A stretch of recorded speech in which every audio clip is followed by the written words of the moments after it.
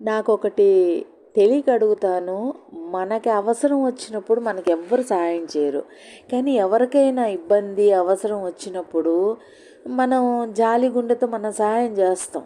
అయ్యో పాపం ఏదో కష్టం వచ్చింది వాళ్ళకి ఏమన్నా అని, అంటే అది డబ్బు సాయం కావచ్చు, మాట సాయం కావచ్చు, లేదు మన సేవ కావచ్చు, ఏదో ఒకటి చేస్తాం. కానీ మనకు అవసరమైనప్పుడు వాళ్ళెవరూ కూడా వచ్చి మనకి సహాయం చేయరు.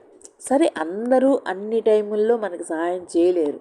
అదే ఏ విధంగా డబ్బు సాయం కానీ, మాట సాయం కానీ, సేవ సాయం కానీ. కానీ ఎందుకని ఎప్పుడు ఒకసారి కాకపోతే ఒకసారైనా చేయాలి కదా.